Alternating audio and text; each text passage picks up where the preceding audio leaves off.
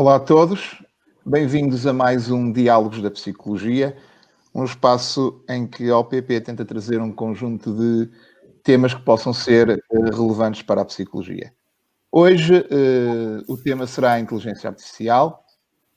Tenho comigo o professor Nuno Fachada e o professor Arlindo Oliveira, que passarei a introduzir brevemente. O professor Arlindo Oliveira, professor do Instituto Superior Técnico, do Departamento de Ciências e Computação, obteve o doutoramento em Berkeley. Principais áreas de interesse são os algoritmos e complexidade, o machine learning, a bioinformática, o design e os circuitos digitais. Trabalhou no CERN, é membro da Academia Portuguesa de Engenharia e membro sénior do IEEE. Também Nuno Fachada, professor auxiliar e subdiretor da licenciatura em videojogos da Universidade Lusófona e investigador do Centro A-Lab da mesma universidade.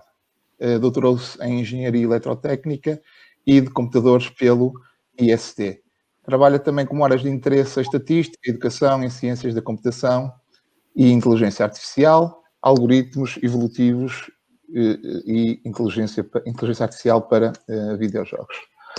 Agradeço-vos mais uma vez, muito obrigado por partilharem connosco esta vossa visão. E nós sabemos que tecnologia e comportamento sempre estiveram associados. Aliás, um dos maiores fatores que produz alterações no nosso comportamento que são visíveis muitas vezes estão associadas às questões dos próprios desenvolvimentos tecnológicos, como ocorreu desde a altura do fogo, a Revolução Agrícola, a primeira Revolução Industrial, e agora estamos numa época de uma grande revolução tecnológica, alguns chamam-lhe a quarta revolução tecnológica, e parece que esta quarta revolução tecnológica está a ser liderada por isto que é a inteligência artificial. Eu pedir para começar o professor Arlindo para que nos pudesse explicar o que é isto da inteligência artificial. Bom, de uma maneira muito simples, a inteligência artificial é um conjunto de tecnologias que criam programas que permitem aos computadores comportar-se de uma maneira inteligente, ou descobrirem de uma maneira de comportamentos que em seres humanos exigiriam inteligência. A definição é um bocadinho circular e, portanto, não admira que seja um bocadinho ambígua, mas basicamente a ideia é que os computadores possam ter comportamentos que nós consideramos característicos dos seres humanos, como, por exemplo, perceber a linguagem natural, perceber uma cena, um quadro para onde estão a olhar, ou uma fotografia, ou conduzir um automóvel, ou escrever uma peça de jornal, ou analisar um contrato. Portanto, são o tipo de comportamento que tipicamente exige inteligência no ser humano, embora depois há uma discussão grande. Por exemplo, neste momento os computadores já jogam xadrez ao nível do campeão do mundo, aliás, melhor que o campeão do mundo, mas como sabemos bem como é que eles fazem isso, esse comportamento já não é considerado particularmente inteligente. Portanto, há aqui um bocadinho uma baliza que muda à medida que são conseguidos atingir os objetivos. Mas a ideia básica é esta. A inteligência artificial é criar versões artificiais da inteligência humana. Professor Nuno, se nos puder dizer de que forma é que a inteligência artificial é já nos dias de hoje algo que tem impacto e não uma coisa muito projetada no futuro, que exemplos é que nos poderia dar da forma como a inteligência artificial já é realmente importante e impactante nos dias de hoje? Bom, antes de mais, bom dia ao Dr. Miguel Oliveira, ao professor Arlindo Oliveira. Hoje em dia, de facto, a inteligência artificial já tem um impacto bastante grande na nossa sociedade. Eu diria que o maior impacto que tem nos dias de hoje talvez seja um pouco invisível para as pessoas, e eu acho que está essencialmente mais ao nível da forma como os nossos dados são tratados de forma automática por empresas como o Facebook, o Instagram, a Google e por aí fora. esse tipo de processamento de dados é feito de forma automática, de forma a que essas mesmas plataformas nos possam, digamos, sugerir ou apresentar, sugerir serviços ou apresentar anúncios relevantes para os nossos interesses. Há aqui uma grande componente de inteligência artificial muito forte e que tem um impacto muito grande na nossa sociedade e que é um bocadinho invisível para nós todos. Depois há os exemplos, como o professor Arlindo disse, já hoje em dia carros que se conduzem sozinhos, de uma forma perfeitamente segura, apesar disso não ser uma coisa que existe na prática na estrada hoje em dia, é uma coisa que podia já existir na prática hoje em dia na estrada. Portanto, não é um impacto... O impacto, ok, já existe, o impacto ainda é pequenino, porque as circunstâncias em que um carro pode andar automaticamente na estrada são muito, digamos, muito controladas e apenas em alguns países, e há mais exemplos, mas eu diria mesmo que os exemplos o exemplo do tratamento dos nossos dados é o mais relevante hoje em dia e um bocadinho invisível. Já agora, se me permitir acrescentar, toda a componente de análise de dados é uma área importante da inteligência artificial, tipicamente chamada de analytics ou big data, etc., e que, de facto, é a área que tem maior impacto económico agora, e especialmente em marketing, em vendas. Muito bem. Nós estamos, quem lhe chama, numa quarta revolução industrial ou a segunda era das máquinas. Portanto, isto aqui, os títulos, à medida que vamos vivendo, muitas vezes na hora não são os mais corretos, mas pronto, o que nós temos muitas vezes é isto, uma característica de uma outra revolução industrial. E aquilo que é comum na psicologia é também compreender de que forma é que estes impactos depois têm no indivíduo. E neste sentido, parece-me que haver aqui um conjunto de competências que nós teremos, nós enquanto seres humanos, teremos que adquirir para que possamos ser mais relevantes neste contexto. Um dos fatores que, pelo menos do meu ponto de vista, tem a ver com a questão do ritmo. O ritmo a que os desenvolvimentos acontecem são muito, muito rápidos. Ou seja, nós até muitas vezes em psicologia estamos habituados àquela questão de aprendermos, termos tempo para refletir, a parte da assimilação, depois da assimilação, então, vem a parte com maior compreensão. Agora parece não haver espaço para isso. Ou seja, há aqui desenvolvimentos muito rápidos e nós temos que nos adaptar muito, muito rapidamente. Qual é o vosso input em relação a esta característica da tecnologia hoje em dia, que é o ritmo muito acelerado?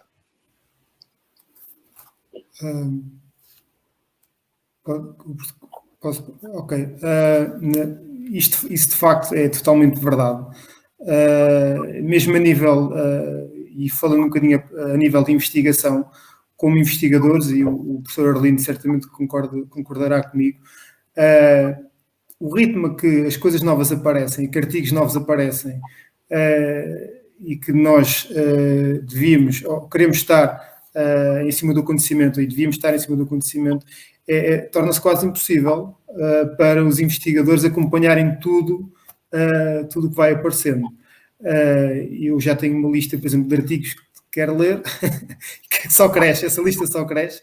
De vez em quando lá vamos conseguindo acompanhar algumas coisas, mas isto só neste caso específico da investigação.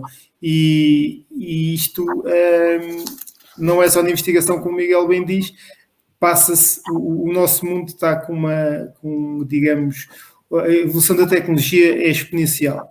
É cada vez mais difícil para o ser humano, de uma forma geral, adaptar-se a tudo o que de novo vai aparecendo. Realmente vivemos em tempos muito interessantes e complexos nesse aspecto, e estou curioso para ver como é que isto vai ser no futuro. Pois, quer dizer, esta tendência do desenvolvimento cada vez mais acelerado da tecnologia também já é antiga. Nós provavelmente até ali mais ou menos à Revolução Industrial, a evolução tecnológica era muito lenta, não é? Quase inexistente, portanto as pessoas esperavam que a vida no futuro fosse parecida com a vida no passado, que a sua vida fosse parecida com a vida dos pais, mas mais ou menos há 2 séculos e meio esta parte as coisas começaram a acelerar um bocado, não é? Com a primeira e segunda revoluções industriais, depois, enfim, todo o século XX foi de evolução bastante acelerada, com os automóveis, os transportes, as comunicações, depois os computadores digitais na segunda metade do século XX, e agora a antecipação da 4ª revolução industrial é, de facto, que a inteligência artificial, a mobilidade, etc., continuem a induzir uma aceleração cada vez mais forte nisto. Não é óbvio para mim, nem para ninguém, acho eu, que esta tendência se vá manter. Aliás, há pessoas que argumentam que o século XX e o princípio do século XXI foram os anos dourados da evolução tecnológica e que a partir de agora vamos assim assistir a uma espécie de uma redução, ou pelo menos não se mantenha a aceleração. Outras pessoas pensam exatamente o contrário, pensam que até agora foi rápido, vai ser mais rápido ainda no futuro. Acho que é uma discussão interessante, não é muito óbvio, de facto, que tecnologias transformadoras é que podem vir a acontecer no próximo século. Eu, pessoalmente, estou mais, de facto, com a teoria de que isto não vai desacelerar. Vai manter uma aceleração permanente, eventualmente maior, mas não é uma opinião totalmente consensual. Isto, eu acho que tem, de facto, um impacto e um peso nas pessoas. Portanto, as pessoas têm cada vez mais pressão para se atualizarem, para não estarem desatualizados e para aprenderem as novas tecnologias. E mesmo eu, que cresci com os computadores, tenho dificuldade em acompanhar o que as minhas filhas fazem com as novas tecnologias. Isto, de facto, causa uma pressão grande em toda a gente, acho eu, e especialmente nas pessoas com mais idade, que têm mais dificuldade em acompanhar isto. Isso é, de facto, uma questão relevante para a área da psicologia. Muito bem. Nós temos um quadro que depois pedirei à Margarida para incluir,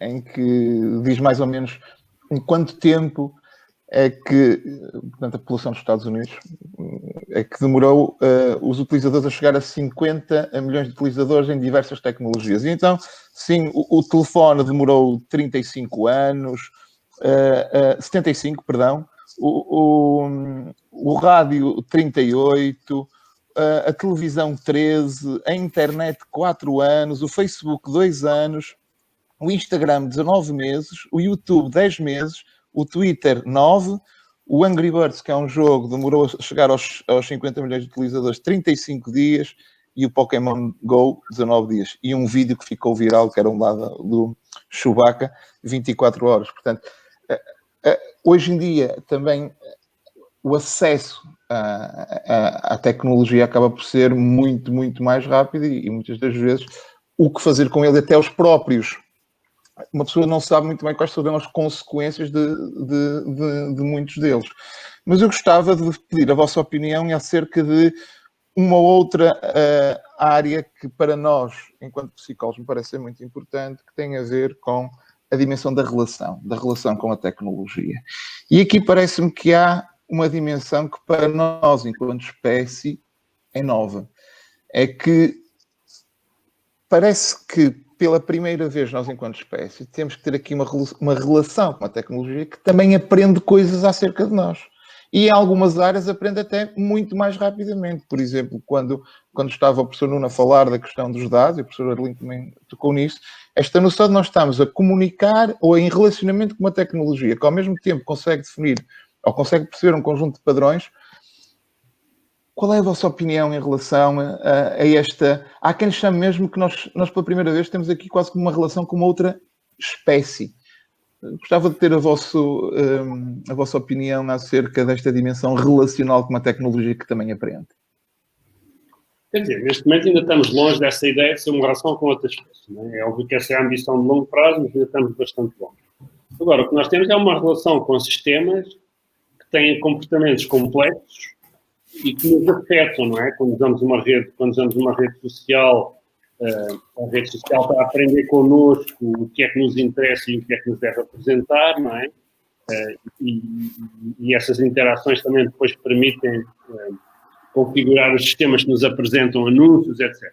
Portanto, essa interação é de facto importante que as pessoas tenham noção que essa interação tem inteligência do outro lado. Eu não diria que é uma nova espécie, mas tem inteligência do outro lado. E temos de ter a sensibilidade que essa inteligência, de alguma maneira, é usada para nos manipular. Nas redes sociais, esse é o caso mais óbvio, mas isso é geral. E isto é uma coisa que nem toda a gente tem inteiramente presente, que estas tecnologias são usadas, enfim, para nos vender coisas, mas também para manipular as nossas opiniões. E, portanto, é importante que estejamos particularmente atentos, e eu, por acaso, tenho muito cuidado com isso, porque é inevitável que os sítios que eu vejo configurem os conteúdos para os meus interesses e para as minhas coisas anteriores, e eu tento manter uma pluralidade de opiniões, digamos, nos meus feeds de notícias, algo que eu acho que exige primeiro uma compreensão do fenómeno e depois uma postura bastante ativa, porque senão as pessoas acabam por cair em bolhas e só ver mais do mesmo, que acho que é uma coisa bastante prejudicial para a sociedade, mas até para as próprias pessoas. Eu acho que as próprias pessoas acabam por criar visões distorcidas do mundo, porque não veem todas as opiniões. Não é? Isso é muito claro agora nos Estados Unidos, mas também no Brasil, na Inglaterra e seguramente na Europa. Não é? Muito bem. Eu concordo em absoluto com o professor Arlindo. Eu, não a nível profissional, mas a nível pessoal, com a minha família e os meus amigos, sou um grande, digamos, evangelista da privacidade online e estou continuamente a alertar as pessoas do meu círculo próximo sobre como utilizar, digamos, a internet e as redes sociais devido exatamente aos fatores que o professor Arlindo referiu. E o que eu noto, pronto, a minha amostra é pequena, mas o que eu noto é que das duas uma, ou as pessoas sabem, têm conhecimento dessa situação e não querem saber, porque acham que não são suficientemente importantes para que isso tenha alguma relevância no panorama geral, ou simplesmente não querem saber, têm mais a que pensar, têm mais problemas na vida. Portanto, como eu digo, a minha amostra é pequena, mas se isto for extrapolado, se a gente extrapolarmos este comportamento um bocadinho no geral, o que observamos é que realmente essas técnicas de manipulação, digamos assim, do nosso comportamento, eu acho que estão a resultar em pleno, porque as pessoas, na maioria, ou não querem saber, ou sabem qual é a situação, mas acham que é pouco relevante, porque elas próprias são pouco relevantes. E é uma coisa um bocadinho assustadora, diria eu. Muito bem. Quais diriam que seriam as principais competências a desenvolver para este contexto, ou seja, para este novo mundo, basicamente, não é? Que competências é que seria importante desenvolver e que não tínhamos? Por exemplo, eu lembro-me de uma, isto até na forma como o ensino está formatado, digamos assim, a importância, por exemplo, dos processos de memorização na aprendizagem sempre foi bastante importante e fazia todo sentido porque os recursos não eram grandes, não é? A questão de nós memorizarmos tinha aqui uma importância. Mas, por exemplo, se calhar hoje o pensamento crítico, como estava a falar o professor Arlindo, nas questões de nós podermos ter a informação e conseguimos ver que tipo de informação pode ser, não possa ser fake news, que é mais um novo termo, ou possa não ser completamente verdadeira ou distorcida, que tipo de competências é que nós precisamos de desenvolver num contexto como este? Bom, o pensamento crítico é obviamente uma dessas competências, mas esta é relativamente fácil de ver porque o pensamento crítico sempre foi importante, não é? Já era importante há 200 anos, já é importante agora. Portanto, mas continua a ser verdade e provavelmente cada vez mais, uma vez que temos de ter a capacidade de criticar as coisas que nos são apresentadas. Mas eu sou um bocadinho, talvez, parcial, em que acho que temos de ir um bocadinho para além disso, temos de ir além do pensamento crítico. Eu acho que temos de tentar explicar às pessoas, na escola, nos ambientes em que for adequado, como é que estes sistemas funcionam. Para as pessoas, não é só ter um espírito crítico em geral, não é? Quer dizer, se foi encontrado um cavalo de 6 pernas, a gente pode pensar se é verdade ou não. É perceber que estes sistemas são configurados para analisar as nossas preferências e apresentar coisas de acordo com as nossas preferências. Isto não é uma coisa muito complicada de explicar. Nós podemos pensar em, sei lá, fazer um seminário sobre isto, fazer um pequeno curso, fazer artigos, etc. Eu tenho tentado um bocadinho isso. E, portanto, as pessoas têm de ter essa consciência para poderem usar esse espírito crítico, mas de maneira ativa. Portanto, perceberem que o que lhes chega é uma coisa já foi selecionada de acordo com as suas preferências anteriores. E, portanto, resumindo, eu acho que as pessoas têm de ter um bocadinho um conhecimento superficial, naturalmente, mas sério, da tecnologia, do que é que a tecnologia faz, como é que a tecnologia funciona. Porque se não tiverem nem que seja um conhecimento mínimo de como é que a tecnologia funciona, terão mais dificuldade em exercer o espírito crítico, que eu acho que todos temos de acordo que é uma coisa fundamental. Eu acrescentaria a isto a necessidade de termos um sistema de educação muito forte, ou muito mais forte do que existe atualmente, sobretudo ao nível da escola primária e da escola secundária. Eu acho que muitas vezes na política fala-se muito de educação e da preocupação de educação, mas eu acho que essa preocupação não é de todo suficiente para as necessidades de hoje em dia. Eu acho que nós temos que investir muito mais a esse nível de educação primária e educação secundária para conseguirmos formar pessoas que realmente, quando chegam à idade adulta, consigam com mais facilidade ter esse espírito crítico e mais facilidade em compreender o que de novo vai aparecendo, e nomeadamente esta situação dos sistemas que aprendem as nossas preferências. Eu diria que é um problema mais base. Vocês falaram de um tipo de competências que estão mais na área das soft skills e das hard skills. Deixem-nos dar um exemplo pessoal. Vocês acham que seria importante que no sistema de ensino, por exemplo, fosse começado a ser ensinado a codificar? Isto porque hoje em dia eu sinto-me um bocadinho como alguém que não sabia ler nem escrever há 300, 400 anos atrás. Se mostrarem um script de alguma coisa que eu fiz, eu não sou capaz de o entender. Então eu sinto-me um bocadinho como alguém que era analfabeto e que tem um contrato para assinar e que não sabe ler nem escrever, apenas vai ter que fazer um aceito. Né? E mesmo esta falta de literacia, ou seja, porque eu não, se me colocassem o script lá com o código codificado, não é? Eu não o entenderia. Vocês acham que também era importante que este tipo de competências mais hard, digamos assim, pudesse ser começado a ensinar na escola? Eu tenho defendido isso até publicamente, que o ensino. Primeiro concordo com o que disse o Nuno, que o nosso ensino tem de ser fortalecido em alguns aspectos. Não é? E eu tenho defendido que na sociedade atual o ensino da computação não é necessariamente só programação. A programação é uma componente específica da computação mais geral e é útil, mas não é a única. Há outras componentes importantes nisto. E eu tenho defendido que isso é cada vez mais importante. E como você disse, uma pessoa que chega ao fim do ensino secundário ou do ensino básico e não conheça nada de como é que funciona um computador, do que é um algoritmo, do que é um programa, do que é uma base de dados, etc., eu acho que tem limitações sérias que, como disse, quer dizer, há 50 anos era não saber ler, não é? Agora a gente felizmente sabe ler, mas continua a haver limitações. É claro que levanta sempre a questão, pronto, mas eu para ensinar computação, há dois problemas. Tem que ter boas pessoas para ensinar computação, é uma dificuldade grande, eu percebo, e para ensinar computação tem de deixar cair outra coisa. O que é que eu vou deixar cair? Vou deixar cair história, psicologia, filosofia, etc. E esse é um problema para o qual não há uma solução única.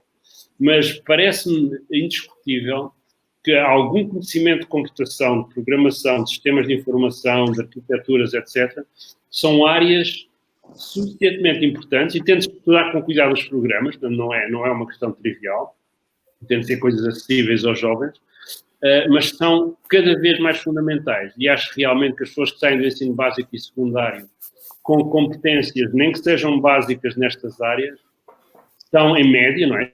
Depois veria que as pessoas, mas estão em média mais bem preparadas para serem bem-sucedidos socialmente do que as pessoas que ignoram completamente isto. E isto aplica-se não só aos que vão trabalhar em áreas técnicas, mas às pessoas que vão trabalhar em comunicação, em em direito, em economia, em cultura, eu acho que é fundamental. E acho que nós, em Portugal, não estamos a prestar suficiente atenção a esta questão.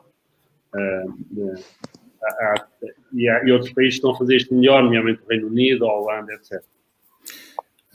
Eu, acrescentando aqui ao que o professor Arlindo disse, estes conhecimentos de como é que a computação funciona, nomeadamente um bocadinho de programação, eu penso que até ajuda a fluir o raciocínio de qualquer pessoa, porque uma pessoa aprende a dividir um problema em problemas mais pequenos, a resolver os problemas mais pequenos. Eu acho que isto ajuda, se calhar, em muitas das tarefas do dia-a-dia, não só necessariamente a tarefas que exigem programação.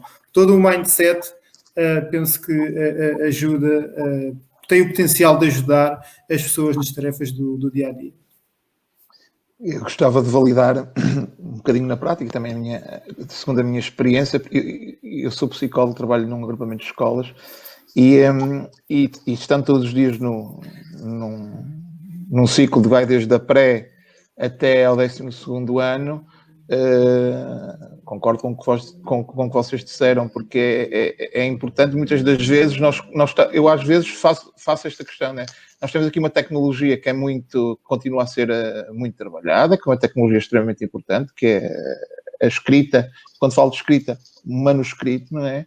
E uma coisa é a facilidade que muitas das vezes a tecnologia permite a pessoas que têm até alguma dificuldade em escrever da forma manuscrita, e a tecnologia aqui poder ser menos um entrave naquilo que é a comunicação. Eu já agora, atenção, eu pus aí um link, que é o link para a Ensino, que é a Associação para o Ensino da Computação, que eu, enfim, estive envolvido na criação e que aborda exatamente esta questão. Talvez seja interessante fazer uma referência neste Muito bem. Deixaremos aqui como link para depois poder ser consultado.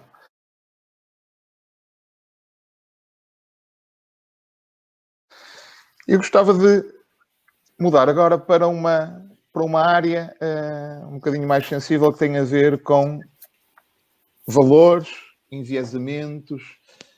E a primeira pergunta que eu vos quero fazer é se a inteligência artificial é livre, não tem valores, ou se deve ser construída com base num conjunto de valores, e quais, na vossa opinião?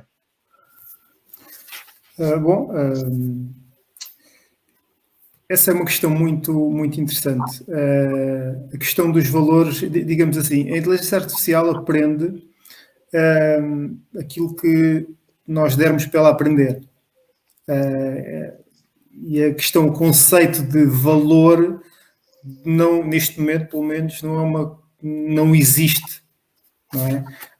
Eu, até como referi numa conversa que tivemos anteriormente, existiu aquela situação ano passado, há 2 anos, daquela IA, daquele bot criado pela Microsoft no Twitter, que rapidamente aprendeu a ser racista, porque foi esse o input que lhe foi dado pelos utilizadores. Então, em 24 horas, a IA aprendeu a ser racista.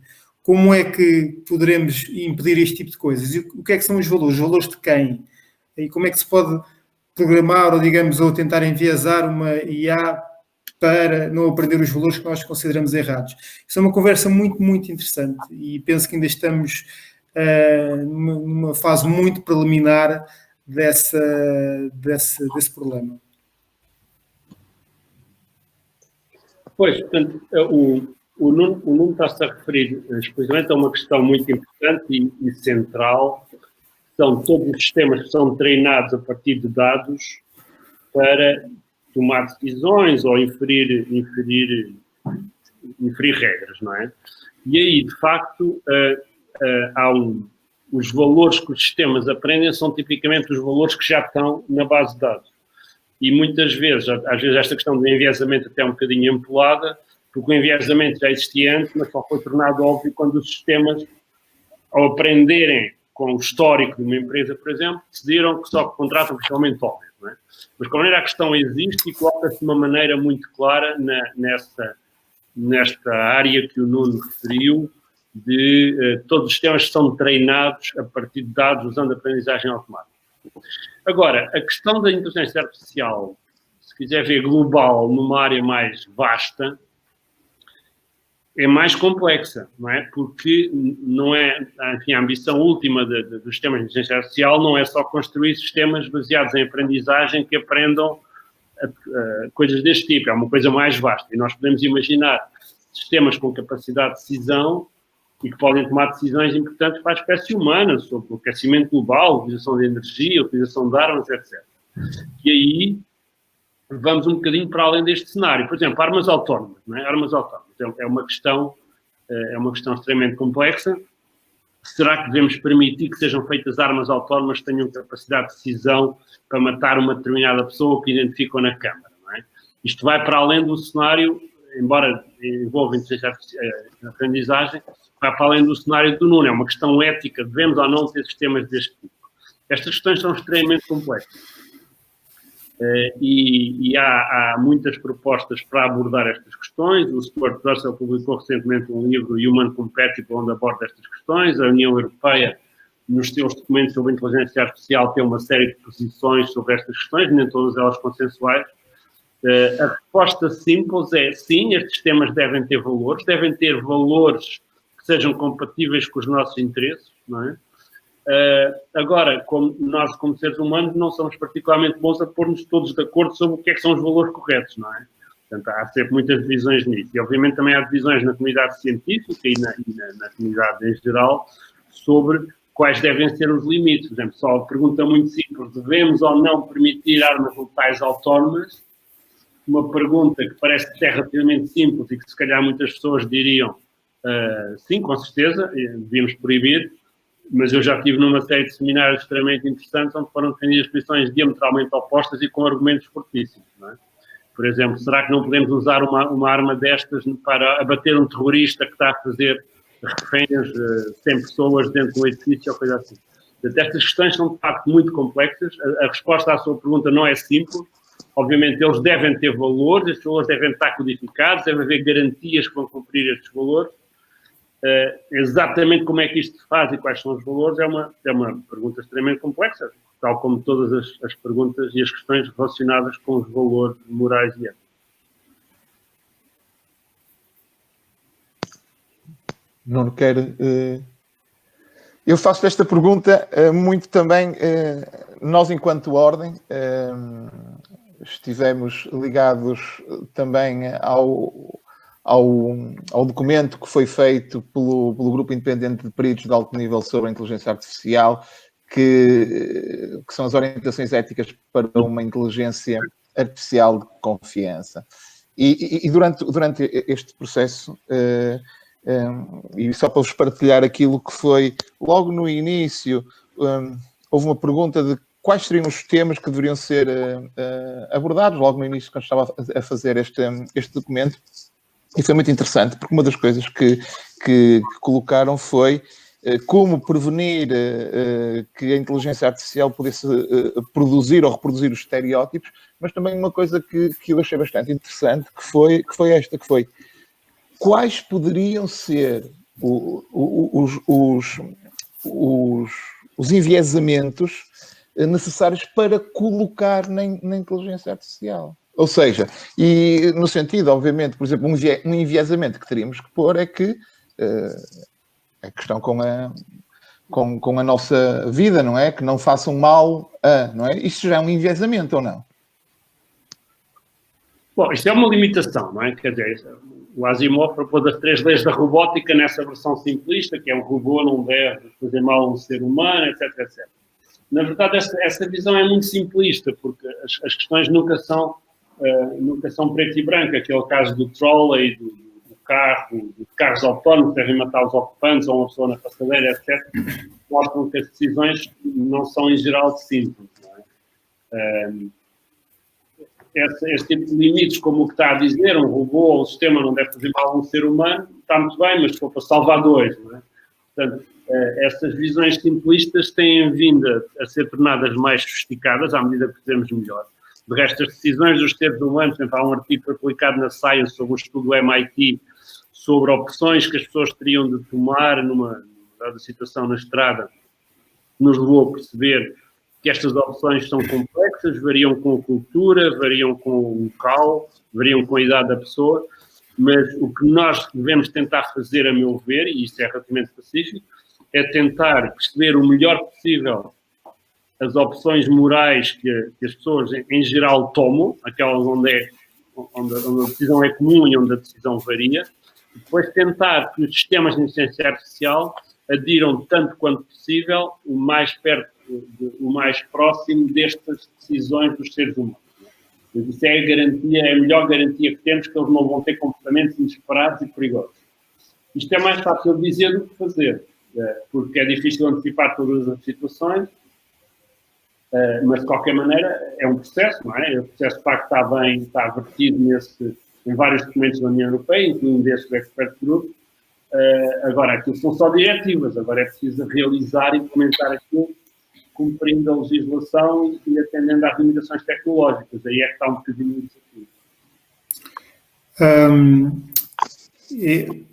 Acrescentando a isto que o professor Arlindo disse, e também na intervenção anterior, realmente o cenário é um bocadinho mais vasto do que simplesmente sistemas que aprendem, mas na prática a grande maioria dos sistemas de IA hoje em dia são sistemas que aprendem com dados. E realmente há esta dificuldade que nós temos temos que balancear isto com as diretivas ou os tais valores ou os tais limites impostos pelo ser humano. Mas isto, como o professor Lino disse, não é tão simples quanto possa parecer. Não é um sistema que aprende automaticamente. Não é só chegar lá e dizer, e pôr uma linha de código, não podes matar um ser humano, ou não podes não sei o quê.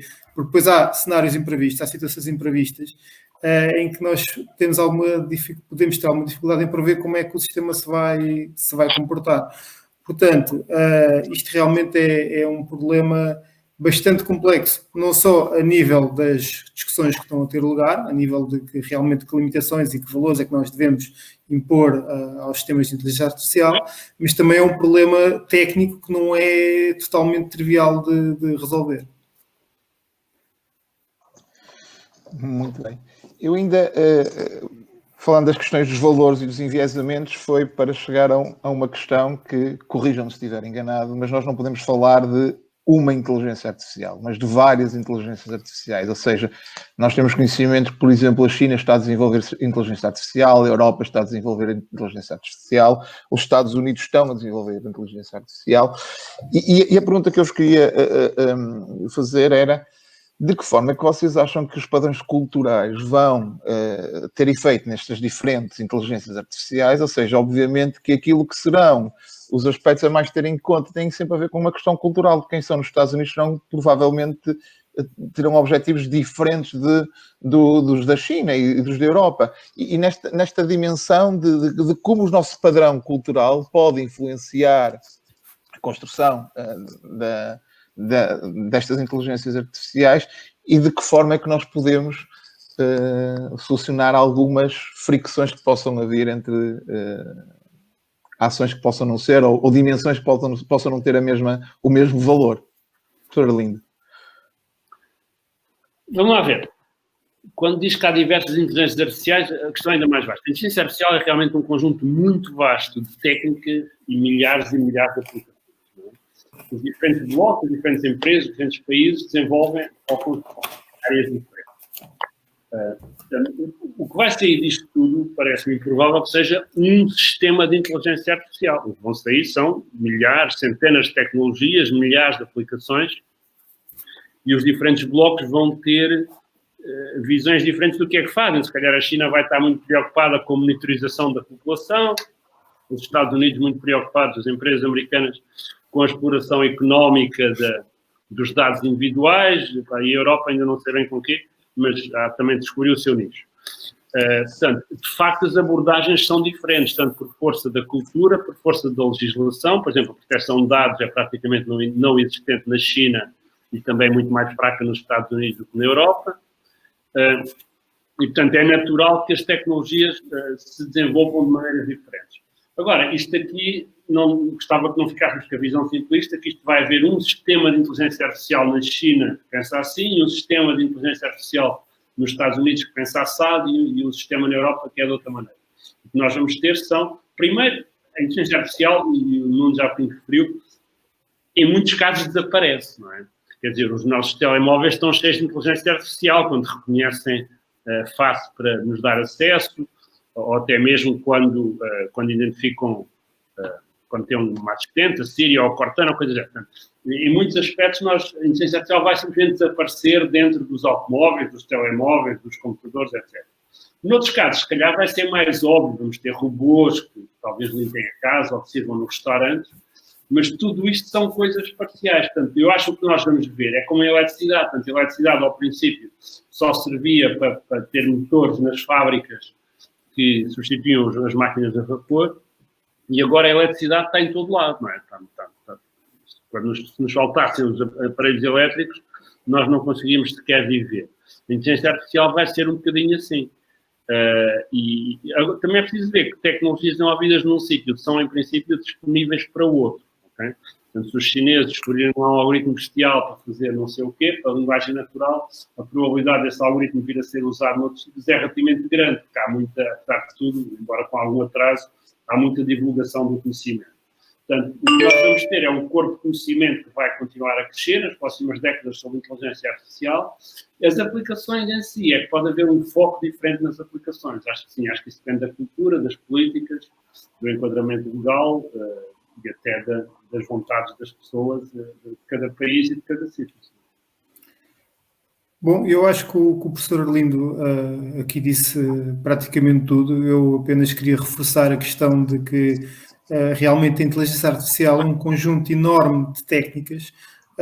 Existem até técnicas que estão ali, digamos, borderline, se são inteligência artificial, se são estatística, se são simplesmente computação, se são outra coisa, se são matemática. Portanto, a inteligência artificial realmente tão vasta que, como consequência natural, as aplicações e as inteligências artificiais que vão surgindo nos diferentes locais e diferentes culturas será, por consequência, também muito diversa e muito vasta.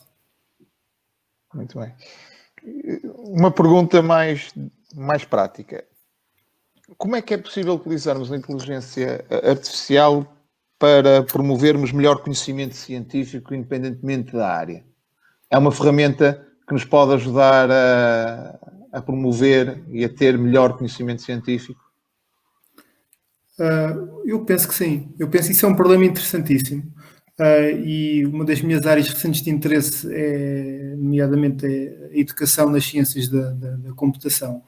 E tenho desenvolvido algumas coisas um bocadinho muito preliminares, um bocadinho nesse aspecto.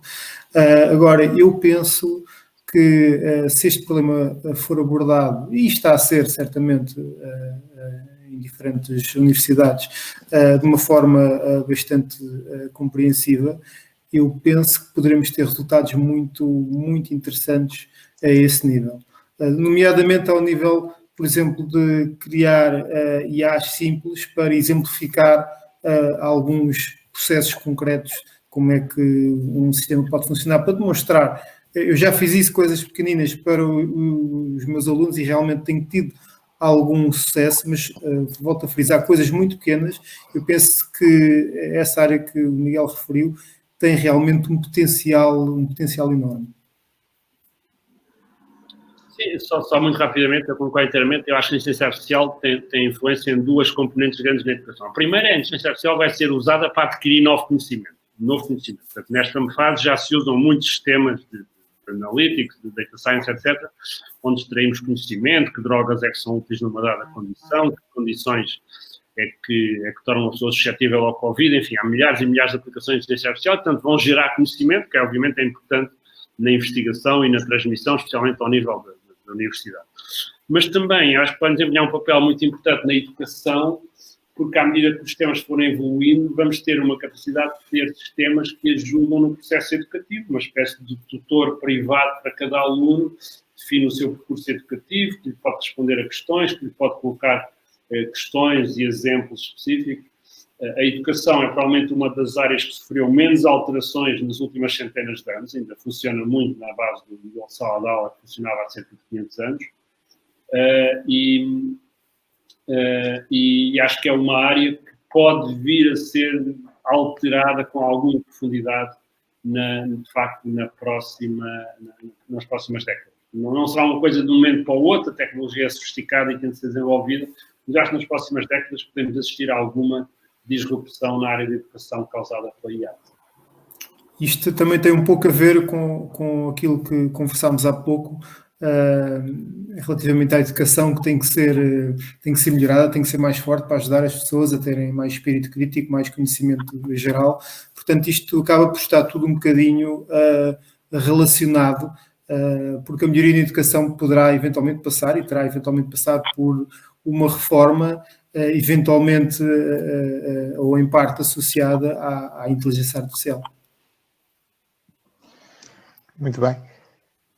A vossa opinião de qual poderá ser o papel da psicologia neste contexto? De que forma é que vocês acham que nós, enquanto ciência, poderemos acrescentar valor neste contexto?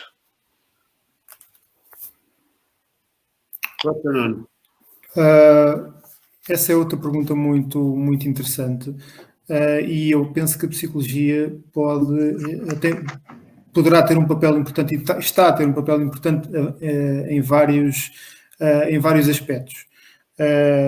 Um dos aspectos tem a ver com realmente a compreensão do pensamento humano,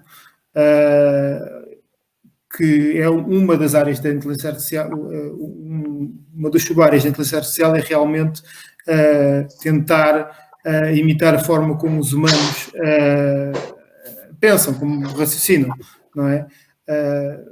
Há quem alegue, isto depois é uma discussão muito grande, quase filosófica, que se nós conseguirmos realmente mapear os processos do pensamento humano numa máquina, estamos a criar consciência e tudo mais. Portanto, isto é uma coisa um bocadinho quase ficção científica, ainda neste momento, mas nesse aspecto a psicologia terá obrigatoriamente de ter um papel muito importante. E depois há também o contrário, que é o papel que a inteligência artificial está a ter na psicologia, nomeadamente ao nível dos tais terapeutas por inteligência artificial, que já existem. Obviamente que o paciente, neste caso é o cliente, é como os psicólogos se referem, se não me engano, paciente, cliente. Cliente, pronto. Neste caso, o cliente está perfeitamente ciente de que está a lidar com um bot, digamos assim, não com uma pessoa, mas realmente esse tipo de situações já existe e tem ajudado, nomeadamente em sessões de terapia relativamente a fobias e a tudo mais. Portanto, há aqui duas vertentes: como é que a psicologia pode ajudar a inteligência artificial e como é que a inteligência artificial está, de facto, a ajudar a psicologia já nos dias que correm. Eu não tenho muito a acrescentar, é só enfim, referir novamente que a inteligência artificial moderna resulta da convergência de muitas áreas. Computação, estatística, aprendizagem automática, que sempre foi, mas também neurociências e psicologia. Portanto, e outras áreas que eu não referi, mas estas são seguramente importantes. Matemática.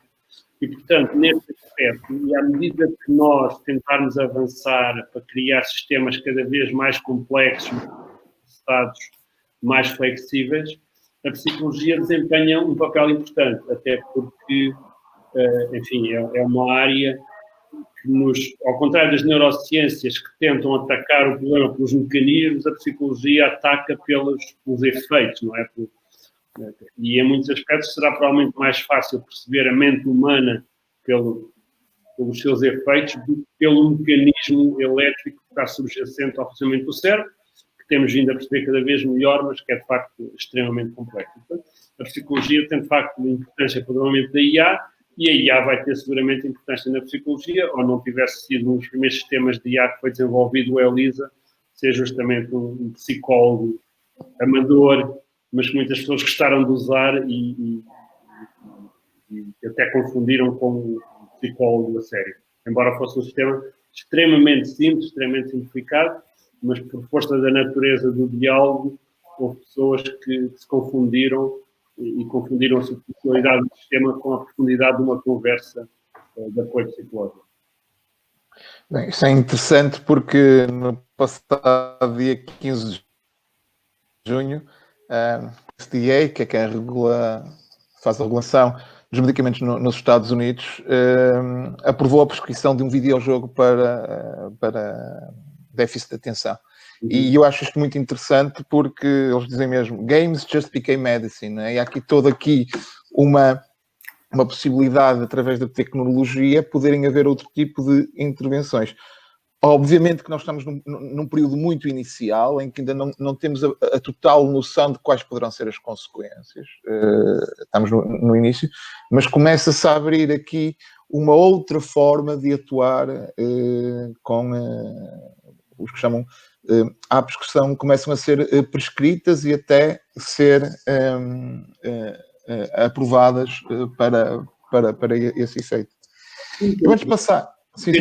Mecanismos de aprendizagem baseados em aplicações e em jogos são muito importantes. Isso já está aí. A gamificação em si é uma componente que tem imenso a ver com a psicologia e é uma área extremamente atual. E eu antes de passar à última parte em que vos deixarei 1 ou 2 minutos para vocês poderem fazer umas notas finais, eu gostava de que agora sim fizéssemos um bocadinho de futurologia, digamos assim, com os dados que temos agora, que é para ver qual é o impacto futuro ou qual pode ser o impacto.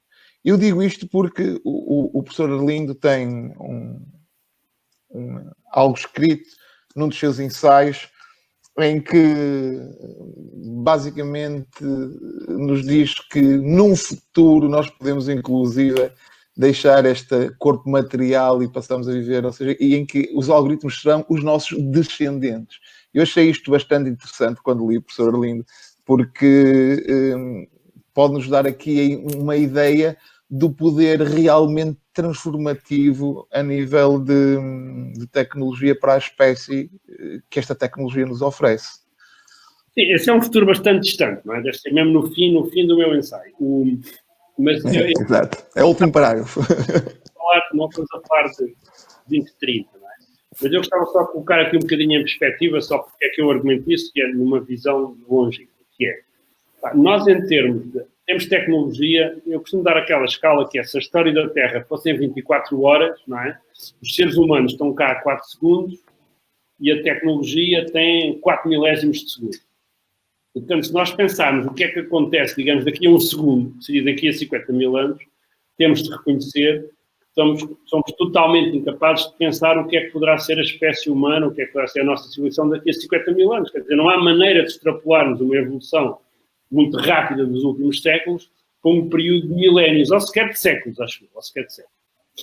E há alguns factos que são mais ou menos objetivos. Por exemplo, o primeiro é que, se de facto criarmos a ambição de colonizar outros planetas, noutros sistemas solares, é extremamente improvável que isso venha a acontecer com seres humanos na sua forma atual, porque não é simplesmente prático mandar, muito difícil mesmo, quase impossível, através do espaço sideral.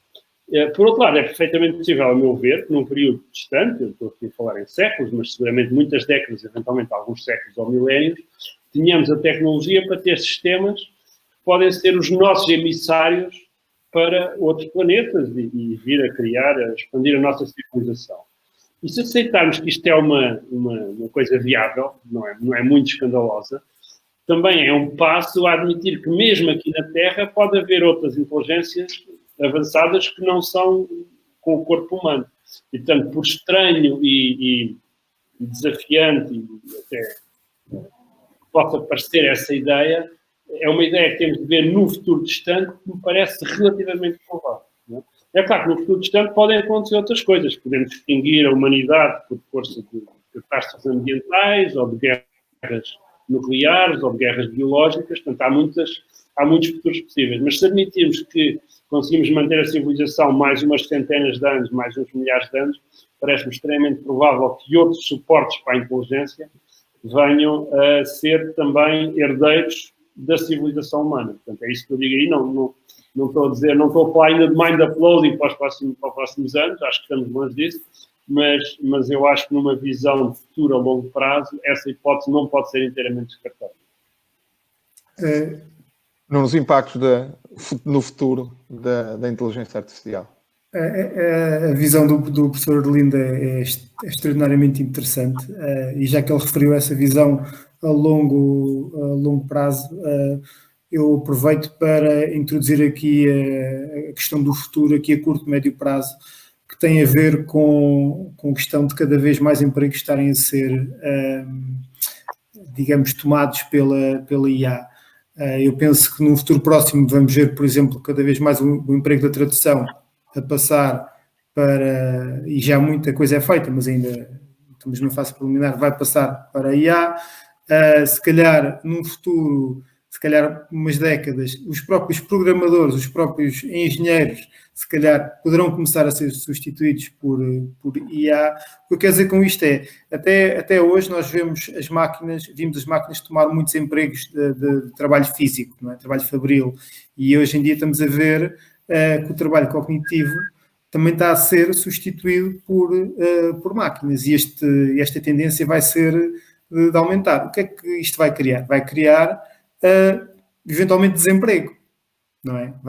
Vamos ter uma sociedade em que a maior parte das pessoas não tem o que fazer. E isto vai nos obrigar a repensar